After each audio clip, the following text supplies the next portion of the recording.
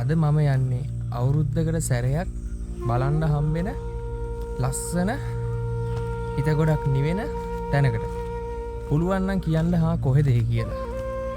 අනිවාර්යෙන් මං හිතන්නේ ගොඩක් කට්ටිය දැන් දන්නේ නැහැ. ඒ කියන්නේ ගොඩක් කට්ටිය බලන්නත් වෙනවා අර අහලා තිබ්බර දැකලා නැහැ කට්ටියකට. ඒ හින්දා ඒක බලන්න ගොඩක් එනවා. පුළුවන් නම් කියන්න බලන්න. මං තැනට යනකම් ඒ කොහෙද කියලා කියන්නේ. පුළුවන් නම් කියන්න. මං ඔයාලා තව ටිකක් ලේසි කරන්නම්කෝ. මං අද මේ යන තැන ඒ කියන්නේ අවුරුද්දකට සැරයක් විතරක් බලන්න පුළුවන් මේ තැන තියෙන්නේ කොත්මලේ. කොත්මලේ තමයි තියෙන්නේ මේ තැන. පුළුවන් නම් කියන්න බලන්න අවුරුද්දකට එකපාරයි බලන්න පුළුවන්. ඒත් කාලෙකට. පුළුවන් නම් කියන්න බලන්න ඒ කොහෙද කියලා.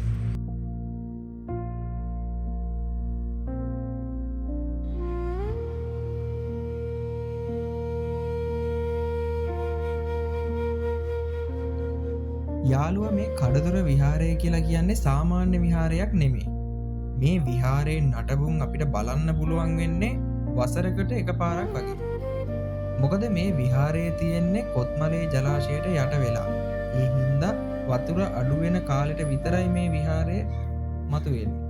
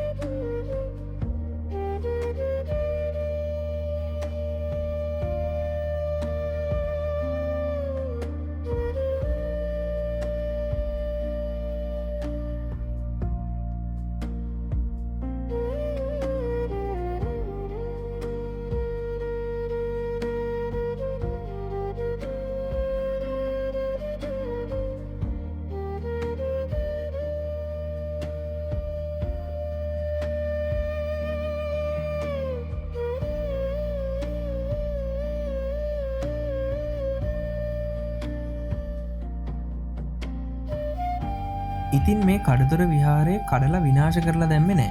එහෙම්මම ජලයෙන් යට වෙන්න දුන්නා. මේ තැන ගොඩක්ම විශේෂ වෙන්නේ මේ කඩතොර විහාරයේ කාලයකට සැරක් පමණක් අපිට බලන්න පුළුවන් වෙන හින්දා තමයි. මේ විහාරය බලන්න වතුර අඩු කාලයට ගොඩක් අය එනවා. ඇත්තටම එතනට ගියාම ගොඩක් ලොකු නිදහසක් තියෙනවා. බලන්නකෝ මේ පොඩි ගල් කෑල්ලේ ඉඳන් හරි ලස්සනට තියෙන විදිය අපිට තව කොච්චර කාලයක් මේ විදියට බලන්න පුළුවන් වේද කියලා නම් මම නම් හිතන්නේ. මොකද වතුර පිරෙන කාලෙට ගලින් ගල මේ කඩතොර විහාරයේ මේ පිළිම වහන්සේ ඒ වටේ තියෙන මේ බිත්ති කැඩිලා යනවා. ඉතින් ඔයාලටත් වතුර ආපහු අඩු වුණ කාලෙක බලන්න ගිහිල්ලා අනිවාර්යෙන් ගොඩක් හිත නිදහස් කරන සැනසීමේ ඉන්න පුළුවන් තැන.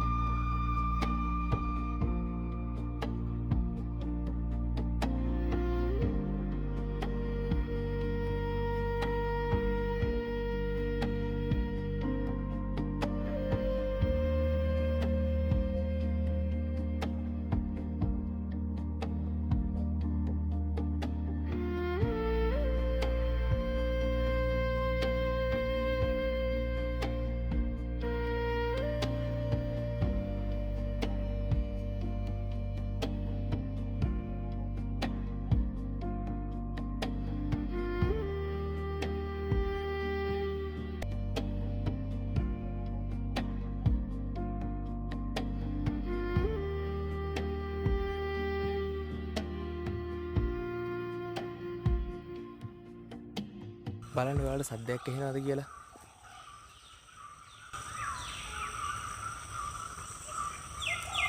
ඒ තමයි මේ පරිසරයේ තියෙන සුන්දරත්වය. කුරුල්ලුන්ගේ සද්ද විතරමයි ඇහෙන්නේ.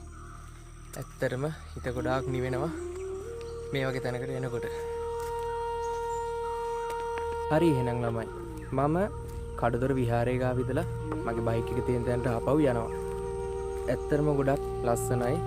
මං හිතන්නේ මේ කඩදොර විහාරය මේ ජලාශය හදනකොට වතුරෙන් යට වෙන්නේ නැතුව තියෙනකොට ඔයිට වඩා ගොඩක් ලස්සනට තියෙන්නේ ඇති. ඇත්තට මං ඊට කලින් කඩදොර විහාරයේ ජලයෙන් යට වෙන කලින් මං ඇවිල්ලා නැහැ. මං හිතන්නේ මං එතකොට ඉපදිලත් නැතුව ඇති. ජලයෙන් යට වෙලා ඒ කියන්නේ අවුරුද්දකට සැරයක් නේ දැන් මේක ජලයෙන් උඩට එන්නේ. ඒ කියන්නේ ජලාශය වතුර හිදෙනකොට තමයි මේ කඩදොර විහාරය මතුවෙන්නේ. ඒ හින්දා ඒකේ වටිනාකම ගොඩක් වැඩි. ඒකත් මං හිතන්නේ තව කොච්චර කාලයක් තියෙයිද කියලා අභාවයට යන ගමන් තමයි තියෙන්නේ. ඉතින් ඔයාලත් අනිවාර්යෙන් මේ කඩදොර විහාරය බලන්න එන්න. මං හිතන විදියට මේ මාසේ වගේ තියෙයි වැස්සොත් එහෙම ආය ජලාශය පිරෙනවා. එතකොට කඩදොර විහාරේ ආය අපිට කාලයක් යනකම් බලන්න වෙන්නේ නැහැ. මම මෙතනින්ම දෙහදු කඩුල්ල ගාවටත් යනවා. මෙතන ඉඳලා කිලෝමීටරයක් විතර යන්න ඕනේ. එතෙන්ට ගිහිල්ලා එතරම් මොනවද තියෙන්නේ කියලා අපි බලමු. හරි ළමයි. එහෙනම් අපි දැන් ආවා දෙහදු කඩුල්ලට. ඔයාලට පේනවා අතන බෝඩ් එකක් ගහලා තියෙනවා. කඩදොර විහාරයට යන පාරෙමයි තියෙන්නේ. ඔයාලට බලා ගන්න පුළුවන් ලේසි. මේ වගේ ලොකු යකඩ පරිපලකින් මෙතෙන් එන්න පුළුවන්. නැත්නම් එතන එහා පැත්තේ පාරට එන්න පුළුවන්. යමු.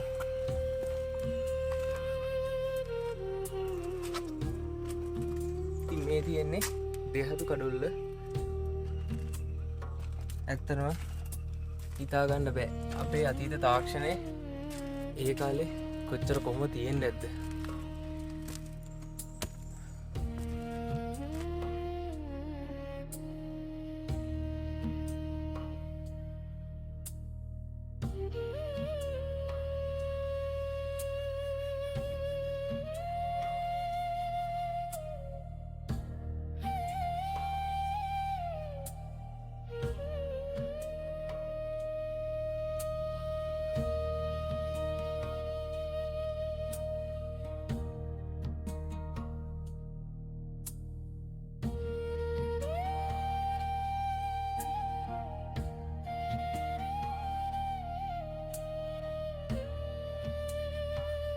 ඉතින් අද අපේ ගමන ඔහොම තමයි ඉවරුනේ.